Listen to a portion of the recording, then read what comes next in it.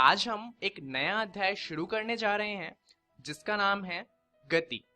अब ये एक बहुत ही ज्यादा महत्वपूर्ण चैप्टर है, सिर्फ इसलिए नहीं क्योंकि इसमें से बहुत ही ज्यादा नंबर के प्रश्न पूछे जाते हैं, परंतु इसलिए भी क्योंकि हम जानते हैं, हमने इससे पहले भी फिजिक्स पढ़ा है, हमने फोर्स और काफी सारी चीजों के बारे में जाना है।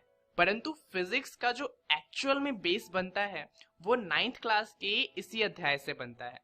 तो फिजिक्स जो वास्तव में शुरू होगी वो अभी के बाद शुरू होगी, और इसीलिए ये जो चैप्टर है ये बहुत ही ज्यादा इंपॉर्टेंट हो जाता है क्योंकि हमारी एक्चुअल फिजिक्स इस अध्याय से शुरू होती है। तो चलिए इसी बात पर जानते हैं कि इस वीडियो में हम क्या जानने वाले हैं। तो इस वीडियो में हम बहुत ही मामूली चीजों को जानेंगे और धीरे धीरे वीडियो का लेवल बढ़ता जाएगा। तो आप सभी वीडियो को ध्यान से देखिएगा।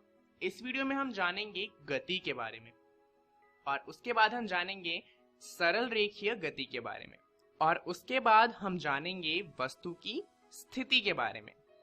तो चलिए सबसे पहले शुरुआत करते हैं एक सवाल से। सवाल है कि गति आखिर होती क्या है। नॉर्मल सी बात है, हमारे अध्याय का नाम गति है, तो सबसे पहले ये सवाल पूछना ज्यादा सही रहता है। तो इसका उत्तर बहुत ही आसान सा है। अगर कोई वस्तु चल रही है तो वो गति में है, और अगर नहीं चल रही है तो वो स्थिर है। उदाहरण के लिए अभी आप एक रूम में बैठकर इस वीडियो को देख रहे हैं, तो आप कहीं मूव नहीं कर रहे, यानी कि आप कहीं चलकर नहीं जा रहे, आप एक जगह पर रुके हुए हैं। इसका मतलब आप स्थिर हैं। परंतु आप जब स्कूल आए होंगे तो रास्ते में आपको चलना पड़ा होगा, या हो सकता है आप बस लेके आए हो, या हो सकता है आप कार से आए हो, या बाइक से आए हो, या आप किसी भी ट्रांसपोर्ट से आए हो। परंतु जब आप स्कूल आ रहे थे तब आप चल रहे थे, आप कॉन्टिन्यूअसली मूव कर रहे थे। तो इसका मतलब क्या है कि जब आप स्कूल आ रहे थे तब आप गति में थे। तो अब हमें गति क्या होती है वो तो समझ आ गया। कोई चीज जब चलेगी तो वो गति में होगी, और कोई चीज अगर नहीं चलेगी तो वो गति में नहीं होगी। अब दूसरा प्रश्न है कि आखिर हम गति के बारे में पढ़े क्यों, हमें गति का अध्ययन करना ही क्यों चाहिए। तो अब सबसे जरूरी बात ये होती है कि जब हम किसी चीज को पढ़ रहे होते हैं तो हमें ये जान लेना चाहिए कि उसे पढ़ना जरूरी क्यों है, आखिर उसे पढ़ने से हमें कोई फायदा होगा भी या नहीं होगा। तो अब गति को पढ़ने से हमें फायदा क्या हो सकता है। दरअसल गति को हमें इसलिए पढ़ना चाहिए क्योंकि गति हर जगह है। अब आप सोचेंगे कि गति हर जगह थोड़ी होती होगी, जहां पे कोई चीज चल रही होती होगी सिर्फ वहीं तो होती होगी, पर यही तो बात है। दरअसल इस वर्ल्ड में जितनी भी चीजें हैं ऑलमोस्ट सारी चीजें मूव करती रहती हैं। चलिए बहुत सारे उदाहरण ले लेते हैं। उदाहरण के लिए अगर हम सोलर सिस्टम की बात करें तो यहाँ पर क्या होता है, सूर्य हमारा बीच में होता है और बाकी सारे ग्रह क्या करते हैं, उसके आसपास चक्कर लगाते हैं। तो यानी कि वो सूर्य के आसपास गति कर रहे हैं। सूर्य की छोड़िए, चलिए अर्थ की बात करते हैं। तो अर्थ में क्या होता है, जो हमारा चांद है यानी कि मून, वो अर्थ के चारों ओर चक्कर लगाता है और हर 24 घंटे में एक चक्कर पूरा करता है। सिर्फ मून ही नहीं, अर्थ जो है वो खुद एक तो सूर्य के चक्कर लगा रही है, और एक खुद की जगह पर ही एक दिन में पूरा घूम जाती है। तो अर्थ भी हमारी गति में है और हमारा चांद भी गति में है। इसके अलावा जो पानी होता है, समुद्रों में जो लहरें आती हैं वो भी गति में होती हैं। उसके अलावा जो हवाएं चलती हैं वो हवाएं भी तो गति में होती हैं, और हवाओं के चलने से क्या होता है, जो पेड़ पत्ते होते हैं वो भी मूव करते हैं, तो उनमें भी गति आ जाती है।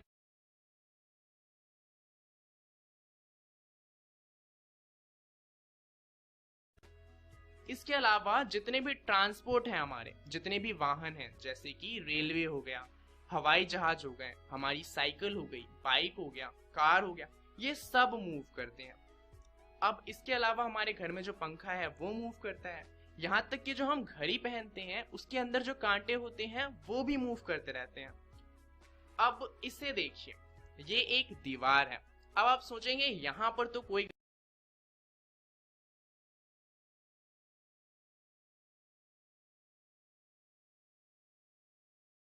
गति होती ही नहीं होगी। परंतु आपने जो पहला चैप्टर पढ़ा होगा मैटर के बारे में, यानी कि हमारे आसपास के तत्व के बारे में, तो उसमें आपने जाना होगा कि सभी चीजें और वो कण हमेशा गतिशील होते हैं। यानी कि ये दीवार तो मूव नहीं कर रही, परंतु उस दीवार के जो छोटे छोटे कण होंगे वो आपस में कॉन्टिन्यूसली मूव कर रहे होंगे। तो दीवार तो रुकी हुई है परंतु उसके अंदर भी गति हो रही है। तो आप देख सकते हैं कि गति हर जगह पे है, इसलिए इसे पढ़ना जरूरी हो जाता है। तो चलिए शुरुआत करते हैं बहुत ही आसान तरह की गति को पढ़ते हुए, जो कि है सरल रेखीय गति। अब सरल रेखीय गति सबसे सरल प्रकार की गति होती है और इसमें होता क्या है कि एक सीधी रेखा में जितने भी गति होंगे हम सिर्फ उनका अध्ययन करेंगे। उदाहरण के लिए अगर कोई ऐसा रास्ता है तो हम इसकी गति को नहीं करेंगे क्योंकि इसकी गति पढ़ना बहुत ही ज्यादा कठिन हो जाता है और अभी तो हम शुरुआत ही कर रहे हैं। तो इस अध्याय में हम सिर्फ सरल रेखीय गति की बात करेंगे। तो अब तक हमने क्या किया, हमने गति क्या होती है वो समझ लिया और हमें सरल रेखीय गति पढ़ना है ये जान लिया। अब गति को समझने के लिए कुछ चीजें होती हैं, हमें उन्हें पहले समझना पड़ेगा। जैसे कि पहला होता है वस्तु की स्थिति। तो वस्तु क्या होता है और उसकी स्थिति क्या होती है हमें ये समझना है। तो वस्तु की स्थिति किसी वस्तु का स्थान दर्शाती है। यानी कि मान लीजिए आपका घर है और आपके चाचा आपके घर पे घूमने आने वाले हैं, परंतु दिक्कत ये है कि उन्हें आपका घर कहाँ पे है ये पता ही नहीं है। तो अब क्या होगा, वो आपसे पूछेंगे कि बेटा बताना आपका घर कहाँ पे है। अब मान लीजिए आप बोलते हैं उन्हें कि चाचा जी मेरा जो घर है ना वो 5 किलोमीटर दूर है। तो क्या चाचा जी आपके घर पे आ सकते हैं? वो पहले सोचेंगे 5 किलोमीटर दूर है, फिर सोचेंगे कहाँ पे जाना है 5 किलोमीटर और कंफ्यूज होके आपको फिर फोन मिला देंगे, क्योंकि आपको बताना पड़ेगा ना कि आपका घर 5 किलोमीटर दूर कहाँ से है। रेलवे स्टेशन से 5 किलोमीटर दूर है, या फिर हवाई अड्डे से 5 किलोमीटर दूर है, या फिर हो सकता है कोई फेमस मार्केट हो वहां से 5 किलोमीटर दूर हो। अब आपके चाचा को सपने तो आएंगे नहीं कि वो कहाँ से दूर है, तो वो आपसे फिर फोन मिलाएंगे और पूछेंगे कि बेटा 5 किलोमीटर दूर तो है परंतु ये बता दो कि कहाँ से 5 किलोमीटर दूर है। अब मान लीजिए आप बताते हैं कि चाचा जी हमारा जो घर है ना वो हवाई अड्डे से 5 किलोमीटर दूर है। तो अब चाचा जी को पता चल गया कि हवाई अड्डे से 5 किलोमीटर दूर जाना है, परंतु उन्हें अभी भी ये नहीं पता कि किस डायरेक्शन में जाना है। हवाई अड्डे से तो वो किसी भी तरफ 5 किलोमीटर दूर जा सकते हैं, जरूरी थोड़ी है कि आपके घर की तरफ ही आए। हो सकता है वो इस तरफ चले जाएं, हो सकता है नीचे की तरफ चले जाएं, या हो सकता है कि आपका घर जिस तरफ है वो उससे पीछे की तरफ 5 किलोमीटर चले जाएं। तो ये इन्फॉर्मेशन जो है ये भी पूरी नहीं है। तो अब आपको क्या बताना पड़ेगा कि 5 किलोमीटर दूर तो है बट कहाँ से है। तो चाचा जी आपको फिर से फोन करेंगे, बेटा मुझे समझ नहीं आ रहा रास्ता कहाँ है, जरा ढंग से बता दो। और इस बार आप क्या करते हैं, आप उन्हें बताते हैं कि उत्तर दिशा में 5 किलोमीटर आगे आपको आना है और आपका घर आ जाएगा। अब चाचा जी क्या करेंगे, वो हवाई अड्डे पे उतरेंगे, वहां से उत्तर दिशा की ओर घूमेंगे और वहां से 5 किलोमीटर आगे आ जाएंगे और आपके घर पे पहुंच जाएंगे। अब इस कहानी को आपको अच्छा लगा हो या ना लगा हो, यहाँ पे हमें दो चीजों का पता जरूर चल जाता है। ये दो चीजें क्या हैं, चलिए देखते हैं। पहला तो हमें पता चलता है कि किसी वस्तु की स्थिति को बताने के लिए हमें एक निर्देशक बिंदु की आवश्यकता होती है। जैसे कि हमने उदाहरण लिया था हवाई अड्डे का, इसे कहा जाता है मूल बिंदु, जहां से भी हम किसी भी चीज का स्थान बताते हैं। दूसरा हमें चाहिए होता है दिशा की समझ, कि आखिर जो हमारा निर्देशक बिंदु है उससे जो हमारा एक्चुअल स्थान है वो किस दिशा में है। तो इन दो चीजों से हम किसी भी वस्तु की स्थिति को बता सकते हैं। चलिए इसे ज्यादा अच्छे से समझने के लिए एक और उदाहरण लेते हैं, और क्योंकि आजकल क्रिकेट चल रहा है तो क्रिकेट का उदाहरण लेते हैं। अब मान लीजिए क्या है कि क्रिकेट का मैदान है और आप गए हैं अपने दोस्त के साथ क्रिकेट देखने, और वहां पे आपका दोस्त बताता है कि वो देख विराट कोहली खड़ा है। अब आप उससे पूछते हो कि कहाँ पे खड़ा है, तो वो आपको बताते कि अरे वो देख वो 2 मीटर दूर खड़ा है। आप तो कंफ्यूज हो जाएंगे, आखिर 2 मीटर कहाँ से दूर खड़ा है। हो सकता है कि जो 2 मीटर दूर खड़ा है वो क्रिकेट के बैटिंग साइड से हो, या फिर हो सकता है कि वो पवेलियन की तरफ से 2 मीटर दूर खड़ा हो। तो आप उससे बड़े प्यार से पूछेंगे, भाई मेरे को नहीं पता कहाँ से 2 मीटर दूर खड़ा है, तो मेरे को बता दे कि कहाँ से 2 मीटर दूर खड़ा है। अब आपका दोस्त क्या करता है, वो आपको बताता है कि जो विराट कोहली है वो बल्लेबाजी क्रीज से 2 मीटर की दूरी पे खड़ा है। तो अब ये जो लाइन है जो पवेलियन की तरफ है वो तो नहीं रहेगी, क्योंकि हमें पता है वो पवेलियन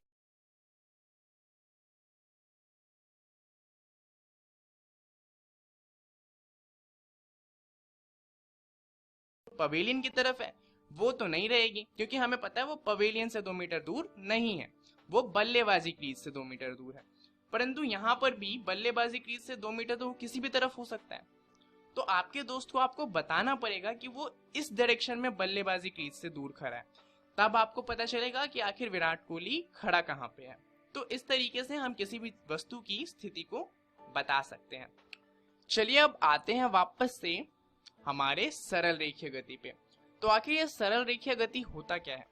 अब आपने मैथ्स में पढ़ा होगा संख्या रेखा के बारे में। दरअसल जो हमारी सरल रेखीय गति है, हम उसे संख्या रेखा पर दर्शा सकते हैं। यहाँ पर एक पॉइंट होगा जिसे हम 0 मीटर कहेंगे, इसे हम कहते हैं मूल बिंदु। मूल बिंदु के दाईं तरफ सारी की सारी पॉजिटिव यानी कि धनात्मक वैल्यू होंगी, जैसे कि 1 meter, 2 meter, 3 meter, 4 meter, 5 meter. और मूल बिंदु के पीछे की तरफ या फिर ये कह लीजिए कि बाईं ओर सारी की सारी ऋणात्मक वैल्यू होंगी, जैसे कि -1 मीटर, -2 मीटर। अब इसी का इस्तेमाल करके हम किसी भी चीज की स्थान के बारे में बता सकते हैं। ऐसा हम कैसे करेंगे वो हम जानेंगे अगले वीडियो में। तब तक जानते हैं इस वीडियो में हमने क्या क्या जान लिया। तो सबसे पहले हमने बात करी गति की, फिर हमने जाना सरल रेखीय गति को, और लास्ट में हमने जाना वस्तु की स्थिति के बारे में। अब इनके बारे में आपको क्या करना है, अपनी एनसीईआरटी की किताब में पढ़ना है, जिससे आपको ये सारी चीजें और अच्छे से समझ में आ जाए। तो आपको पढ़ना क्या क्या है, आपको एनसीईआरटी की किताब में गति का अध्याय खोलना है और उसके अंदर गति का वर्णन पढ़ना है और सरल रेखीय गति पढ़ना है। अगली वीडियो में हम बात करेंगे सरल रेखीय गति के बारे में और अच्छे से। तो इसे भी आप पढ़कर आइएगा ताकि अगली वीडियो आपको अच्छे से समझ में आए। इस वीडियो के लिए इतना ही, धन्यवाद।